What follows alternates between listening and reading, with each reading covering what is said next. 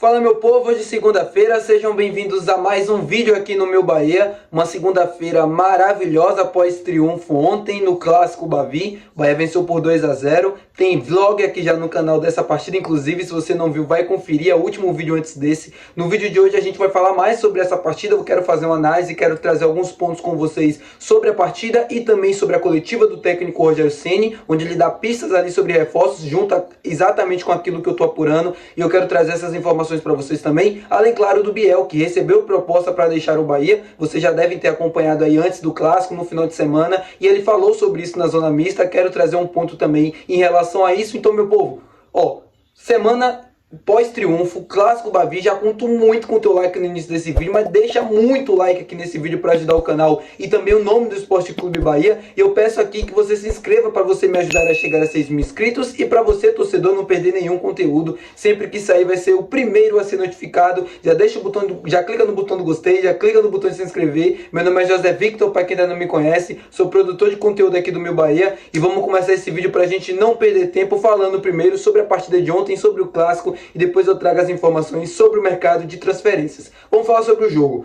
Meu povo, confesso para vocês que eu vi muita gente criticando a atuação do Bahia ontem, principalmente pelo segundo tempo, e eu concordo também. Acho que o segundo tempo que o Bahia fez deixou muito a desejar, mas eu quero explicar para vocês alguns pontos para tentar entender por que isso aconteceu.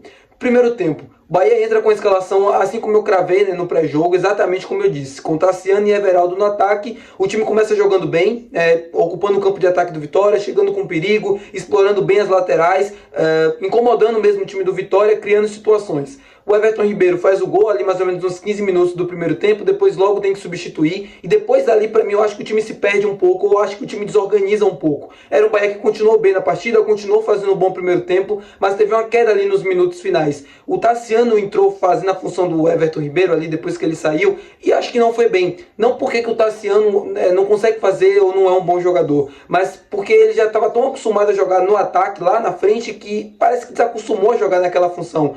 O próprio Ceni revelou sobre isso depois na coletiva, de que ele teria que baixar mais para fazer ali uma linha de 3 na saída, ajudar o Gabriel Xavier na construção, e isso não aconteceu em quase nenhum momento, porque o Tassiano não ajudava muito nesse sentido na construção. Não é um jogador como o Everton Ribeiro, com trato e com a qualidade absurda na iniciação de jogadas. Já deixa a desejar um pouco ali no final do primeiro tempo, e no segundo tempo escancaram a situação que eu também queria trazer aqui com vocês. A queda física do Bahia no segundo tempo ela é evidente, todo mundo percebeu, dos mais leigos àqueles que mais entendem de futebol e tal, conseguiram perceber o quanto o time caiu de produção devido à falta de intensidade, devido ao cansaço físico mesmo. O Bahia é um time desgastado no extremo, muito por conta da falta de opções e da falta de peças para fazer as funções dentro do campo. É um time com um elenco muito pequeno, jogadores que muitas das vezes precisam se sacrificar em outras posições ou se sacrificar em outras funções para que o time consiga funcionar. É como o Ceni disse na coletiva, se sacrificar pelo sistema. Por exemplo, o Everaldo fazendo a recomposição pelo lado, o Depena muitas das vezes entrando para jogar como um primeiro volante.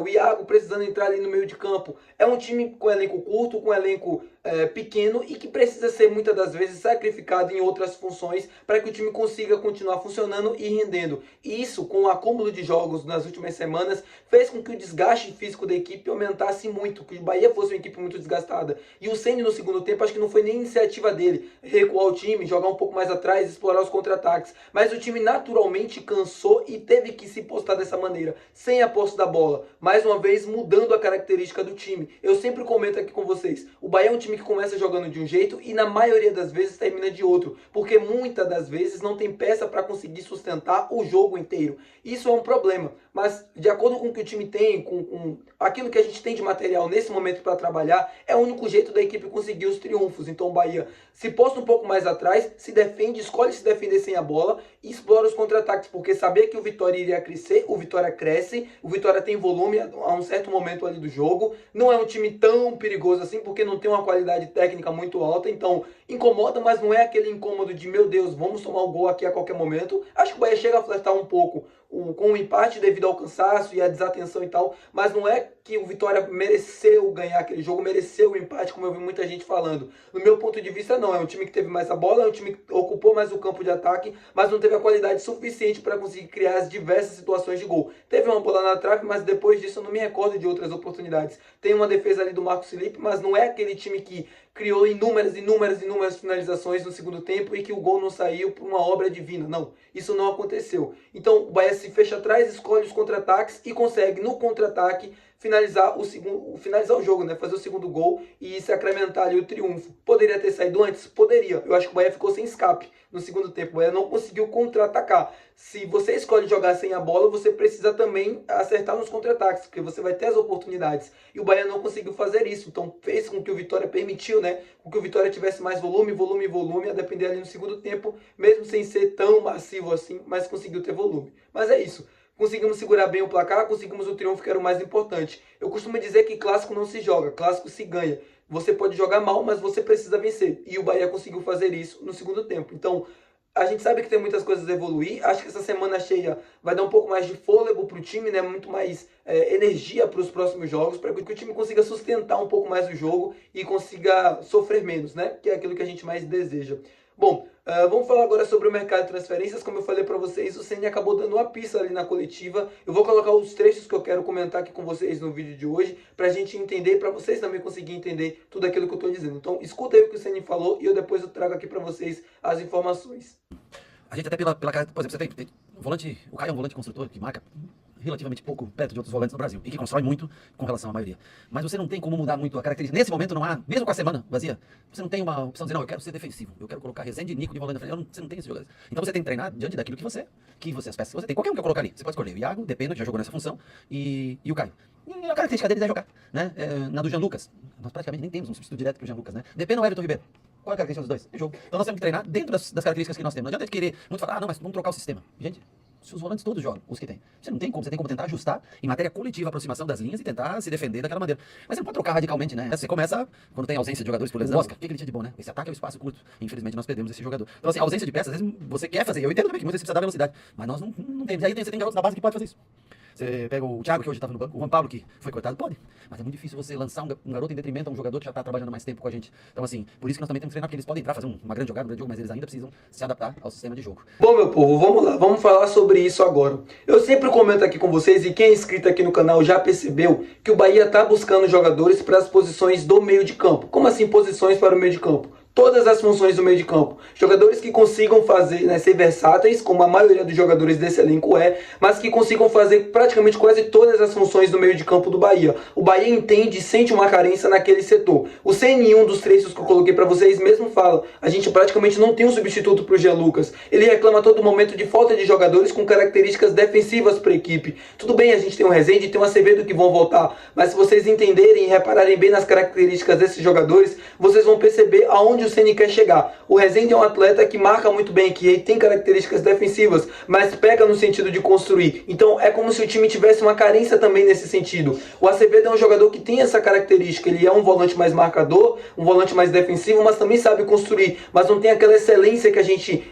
conhece, por exemplo, do Caio Alexandre. E outra, ele vai voltar agora, e ainda é uma incógnita, a gente não sabe como o Nico vai voltar, ele ainda precisa readquirir a forma física dele, readquirir o ritmo de jogo, e isso leva tempo, e a gente sabe que até isso acontecer, o Bahia precisa até lá de uma solução, até lá precisa de reposições para conseguir ter um campeonato brasileiro um pouco mais equilibrado e que consiga também os seus objetivos na temporada, que é buscar a Copa Libertadores. Então assim, se o Bahia vai buscar ou não 1, 2, 3, 4, isso não deve acontecer. O Bahia não deve buscar 5, 4 reforços. Mas a preferência e a busca por oportunidades de mercado continua. O Bahia está sim no mercado. Eu vejo muita gente falar que o Bahia não vai trazer mais ninguém e que tal. Isso pode até não acontecer. Mas que o time está no mercado e está buscando, isso tá. E não sou só eu que estou falando. Diversos outros produtores de conteúdo estão trazendo também essa informação. O Yuri Santana, que para mim é uma referência nesse assunto, sobre mercado e sobre Bahia também, falou sobre isso. O Bahia está buscando sim opções para o meio de campo, opções para fazer aquelas funções que a gente conhece, né? Por exemplo, o Caio Alexandre com o primeiro volante, uma função ali do Jean Lucas, um pouco mais caindo pelo lado esquerdo, que defende, que consegue chegar bem à área. A mesma coisa do Everton Ribeiro pelo lado direito. Porque, veja, a gente tem o Tassiano que joga como um atacante e acredito que deve fazer aquela função